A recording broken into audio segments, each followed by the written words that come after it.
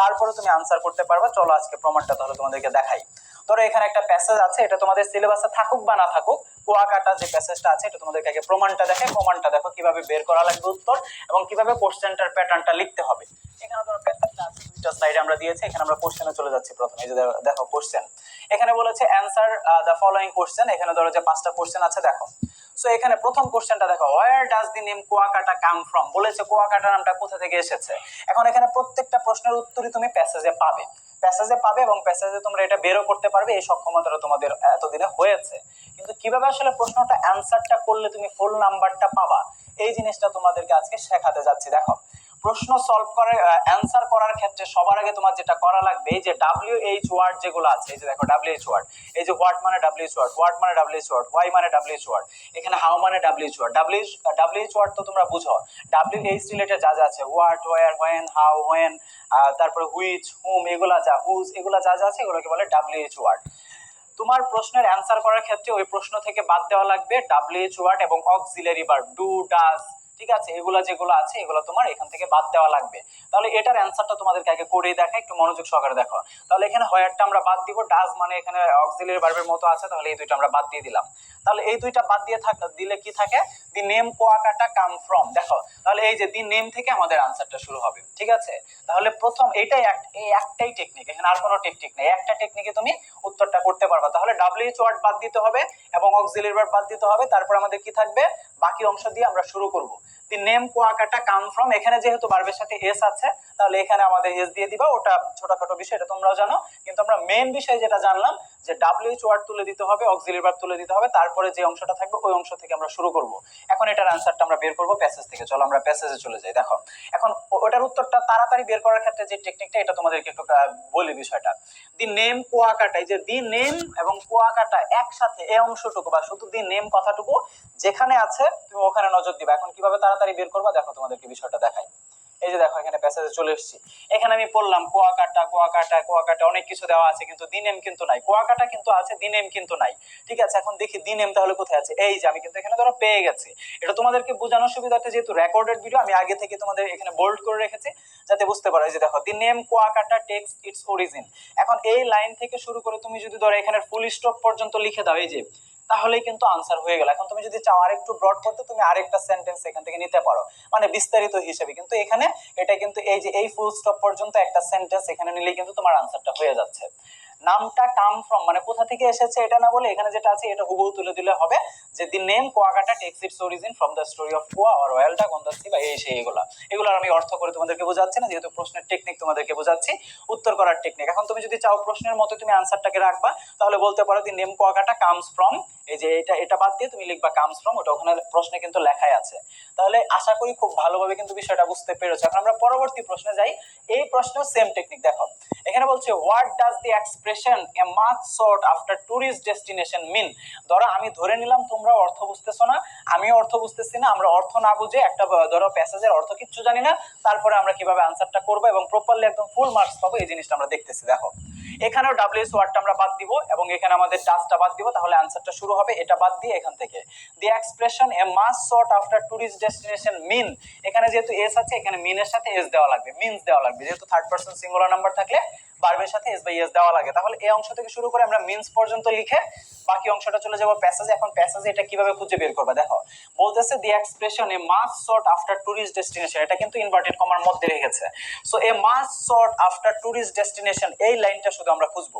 এখন যখন যেটা খুঁজবা তখন ওটাকেই মাথায় রাখবা। এখন তুমি মাথায় রাখবা much sought after tourist destination, এখন আমাদের মাথায় এটাই আছে, আমরা সবকিছু ভুলে গেছি। এখন দেখো এই যে দেখো এখানে লাইন টু লাইন খুঁজবা, তুমি এখানে কোথাও পাবা না, এখানে কোথাও পাবা না, জাস্ট এই যে এখানে যখন পড়তে যাবা তখন এটা কিন্তু পেয়ে যাবে, এই যে much sought after tourist destination, এটা কিন্তু এখানে দেওয়া আছে। তাহলে এখন তুমি লিখবা যে much sought after tourist destination means an excellent combination. এই যে এটা ধরো এখানে লাইনটা এখানে শেষ হয়ে গেছে, তাহলে এটা শেষ হয়ে যেহেতু গেছে তাহলে এটার পরের অংশ তো ধরলে হবে না।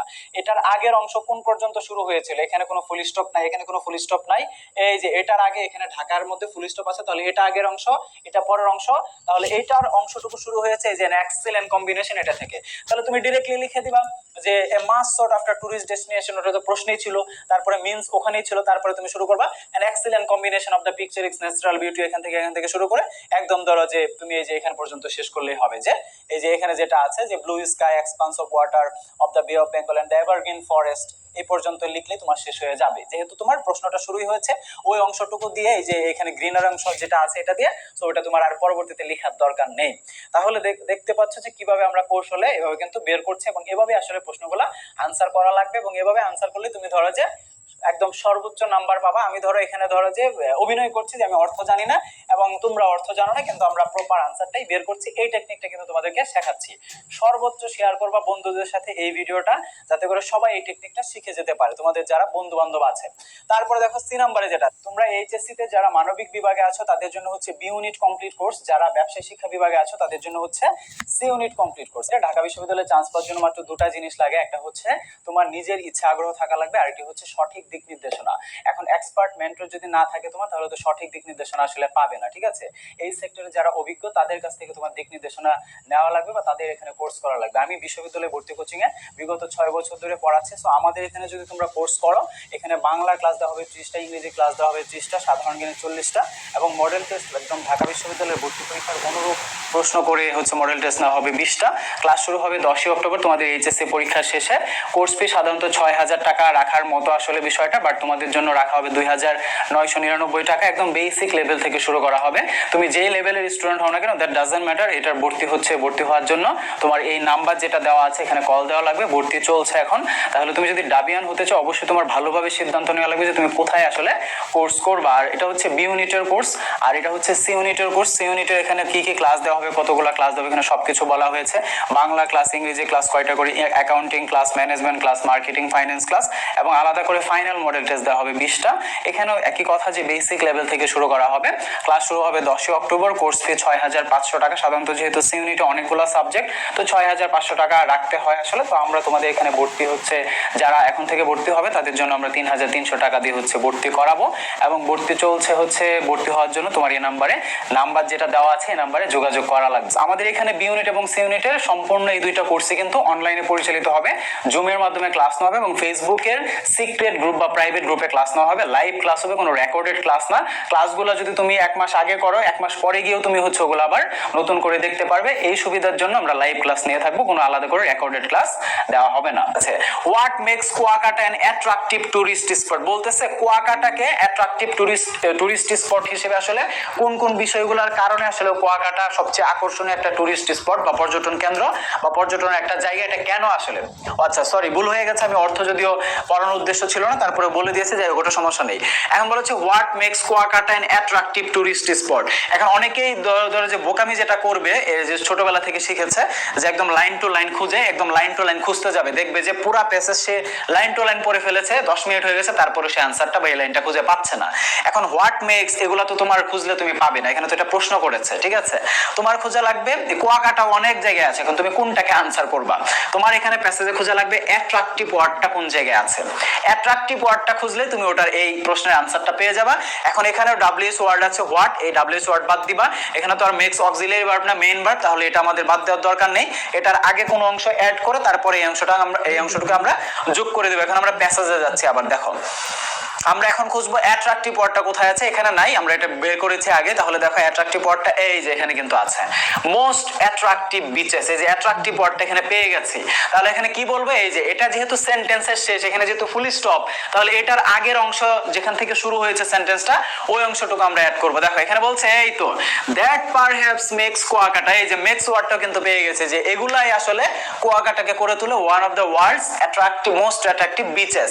এখন দ্যাট বললেই তো হবে না, দ্যাট বলতে কোন জিনিসগুলোর কারণে কুয়াকাটা অ্যাট্রাকটিভ, এটা আসলে আগের লাইনে আছে। তাহলে এই যে আগের লাইন থেকে তুমি লিখবা, শুরু করবা যে Kuakata is one of the unique spots which allow a visitor to watch both sunrise and sunset.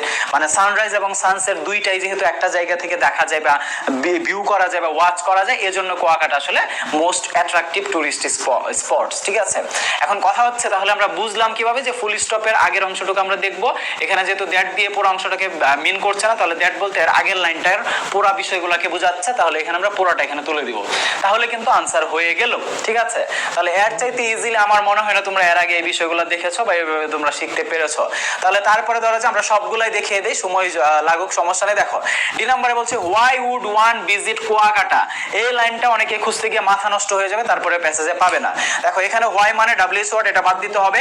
Would তো আমাদের ধরো যে অক্সিলিয়ারি ভার্ব, ঠিক আছে, বাট একটা জিনিস মাথায় রাখবা, যেগুলো আমাদের ধরো যে এরকম যেগুলো অক্সিলিয়ারি ভার্ব আছে ডু ডাজ ডিড, এগুলো আমাদের তুলে দিতে হবে। কিন্তু মোডাল অক্সিলিয়ারি যেগুলো আছে would could should can may might, modal অক্সিলিয়ারিকে আমরা সাবজেক্টের পরবর্তীতে বসাবো। তাহলে এখানে হোয়াই আমাদের ডাব্লিউএস ওয়ার্ড তো বাদ দিবই, এখানে সাবজেক্ট হচ্ছে ওয়ান, যে why would one visit Kuakata, একটা মানুষ কেন কুয়াকাটা ভিজিট করবে বা কেন করে। এখন দেখো এখানে ওয়ান হচ্ছে সাবজেক্ট, যে কোনো একজন মানুষকে বোঝাচ্ছে বা একজন ভিজিটর, এই ভিজিটর একজন ভিজিটরকে বোঝাচ্ছে। তাহলে এই ভিজিটর বসানোর পরে এখানে উডটা দিয়ে তারপরে বাকি অংশ আমরা শুরু করব। এখন আমরা খুঁজবো যে এই লাইনটা আসলে কোথায় আছে। আসলে দেখো এখানে এই লাইনটা আমরা কোথায় আছে এই জিনিসটা আমরা দেখার চেষ্টা করব। Why would one visit Kuakata. এখন দেখো বিষয়টা, এখন ভিজিট কথাটা খুঁজলে হয়তো তুমি পাবে না, সো ভিজিটের সাথে রিলেটেড কথাটা তোমার খোঁজা লাগবে। এই যে দেখো এখানে যেটা আছে ভিজিটর, সো যেহেতু এখানে ভিজিটর বলা আছে তার মানে এখানে ওই অ্যানসারটা তুমি এখানেই পাবা। সো একদম হুবহু না পেলেও ওরকম রিলেটেড পেলেও বুঝবা যে ওখানে অ্যানসারটা আছে। এখানে বোঝাচ্ছে একটা ভিজিটর, এখানে প্রশ্নটা করেছে একটা ভিজিটর কেন কুয়াকাটা ভিজিট করবে, ওই যে সেম আনসার এখানে বলবা যে ধরো যে এখানে তুমি বলবা যে a visitor would visit Kuakata to watch the both sunrise and the sunset from the beach. তাহলে তোমার এই যে দেখো এখানে প্রশ্নের অংশে কিন্তু তোমার এখানে প্রশ্নটা কিন্তু তুমি নিবা, এখানে এই অংশটুকু তুমি যোগ করবা যে এ ভিজিটর বা ওয়ান উড ভিজিট কুয়াকাটা, এই অংশটুকু কিন্তু তুমি পুরাটুকু লিখবে। এখানে তো ডাব্লিউএস ওয়ার্ড তুমি বাদ দিয়ে দিয়েছো, তারপর তুমি এখানে আনসার করবা উড ভিজিট কুয়াকাটা, এই যে ভিজিটর তো তুমি বাদ দিয়ে দিবে, এখানে এটা বসানোর দরকার নেই যেহেতু ওখানে ওয়ান বা এ ভিজিটর ইউজ করবা। তারপরে যে to watch both the sunrise and the sunset from the beach, এই অংশটুকু তুমি অ্যাড করতে পারো। তারপরে তুমি যদি আরো একটু বড় করতে চাও প্রশ্নটা, তাহলে পরের লাইনটাও তুমি কিন্তু অ্যাড করে ফেলতে পারো এখানে। ঠিক আছে, তো এখন আমরা পরবর্তী যে প্রশ্নটা আছে, সর্বশেষ যে প্রশ্নটা, এটা তোমাদেরকে দেখাই। এখানে বলেছে কুয়াকাটা আপহোল্ডস, ধারণ করে বা কুয়াকাটা নির্দেশ করে অ্যান অ্যানসিয়েন্ট ট্র্যাডিশন, একটা ধরো যে প্রাচীন একটা ঐতিহ্যর কিন্তু প্রকাশ করে বা ঐতিহ্যের ধারক, এরকম একটা প্রশ্ন করছে। ধরো এটার আমরা অর্থ জানি না, এখন এটার আমরা উত্তরটা কিভাবে বের করবো। এখানে ডাব্লিউএস ওয়ার্ড কোনটা আছে জানো, এখানে ডাব্লিউএস ওয়ার্ড আছে শেষে, এই যে হাউ। এখন তুমি প্রশ্নের উত্তরটা কিভাবে করবে, এই যে ডাব্লিউএস ওয়ার্ডটা তুমি বাদ দিয়ে দিবা, এখন যেটা আছে এখান থেকে শুরু করবা। কুয়াকাটা আপহোল্ডস অ্যান অ্যানসিয়েন্ট ট্র্যাডিশন, এটা পুরোটুকু লিখবা, তারপরে বাকি অংশটুকু তুমি প্যাসেজ থেকে নিবে। এখন দেখো আপহোল্ডস অ্যান অ্যানসিয়েন্ট ট্র্যাডিশন, এখন তুমি আপহোল্ডস ওয়ার্ডটা হয়তো বা প্যাসেজে নাও পেতে পারো, আপহোল্ডস ওয়ার্ডটার সিনোনিম বা যে কোনো একটা ওয়ার্ড দিয়ে প্রকাশ করতে পারে। ঠিক আছে, এখন তুমি অ্যানসিয়েন্ট ট্র্যাডিশন বা শুধু অ্যানসিয়েন্ট বা ট্র্যাডিশন, এই দুইটা কথাটাই তুমি খুঁজবা। অ্যানসিয়েন্ট ট্র্যাডিশন মাথার মধ্যে এটাই নিবা, এখন তুমি অ্যানসিয়েন্ট ট্র্যাডিশন খুঁজবা, আগে যা খুঁজেছো সব ভুলে যাবা। এখন দেখো এখানে আমরা ওটা পাবো না, এটা খুঁজলে আমরা খুঁজেছি বিষয়টা তোমাদেরকে ইজিলি বোঝানোর জন্য। এই যে দেখো ওই যে অ্যানসিয়েন্ট কথাটার সিনোনিম ব্যবহার করেছে এইজ ওল্ড, প্রাচীন বোঝাচ্ছে। এখন এইজ ওল্ড বলতে অনেকে বুঝবে না যে অ্যানসিয়েন্ট বোঝাচ্ছে, কিন্তু তুমি যদি ট্র্যাডিশনটা খুঁজতা বা অ্যানসিয়েন্ট ট্র্যাডিশন একসাথে খুঁজতা, তাহলে কিন্তু এই যে লাইনে তুমি পেয়ে যেতে বা পেয়ে যাবে। এই যে দেখো এখানে কিন্তু ট্র্যাডিশন কথাটা আছে, তাহলে এখানে বোঝাচ্ছে the indigenous cultures of the Rakhine community and 100-year-old Buddhist temples indicate the age old tradition and cultural heritage of this area বা অফ দি এরিয়া। এই লাইন থেকে এই লাইন এখানে পুরোটা লাইন তুলে দিলে কিন্তু তোমার আনসারটা এখানে হয়ে যাচ্ছে। এই যে ইন্ডিকেট মানে নির্দেশ করে, মানে আপহোল্ড, যে এই জিনিসগুলাই নির্দেশ করে কুয়াকাটার প্রাচীন নিদর্শন বা এরকম, যেটা আমাদের প্রশ্নে যেটা ছিল আমরা দেখছি যে কুয়াকাটা নির্দেশ করে একটা অ্যানসিয়েন্ট ট্র্যাডিশন। কিভাবে প্রশ্নটা করেছে, কিভাবে নির্দেশ করে, সো আমরা ওখানে বলবো যে এই যে এই সকল কারণে এটা নির্দেশ করে একটা এইজ ওল্ড ট্র্যাডিশন বা অ্যানসিয়েন্ট ট্র্যাডিশন। সো আশা করি খুব ভালোভাবে এখানে উত্তরগুলো পেয়ে গেলা, এবং এভাবে যদি তোমরা আসলে প্রশ্নগুলো খুঁজো বা এভাবে যদি সলভ করতে চাও, তাহলে অবশ্যই বের করতে পারবা। যেরকম প্যাসেজে আসুক এর চাইতে প্রমাণ সহ এবং এর চাইতে ইজিলি হয়তো আসলে বোঝানো সম্ভব না, এবং আমি তোমাদেরকে গ্যারান্টি করতে পারি এর আগে তোমরা এই বিষয়গুলো হয়তোবা যারা এখানে ভিডিওটা দেখছো হয়তোবা বিষয়গুলো পাওনি এর আগে। তো আশা করি খুব ভালোভাবে কাজে লাগলো বিষয়টা, অবশ্যই সাবস্ক্রাইব করতে ভুলবে না।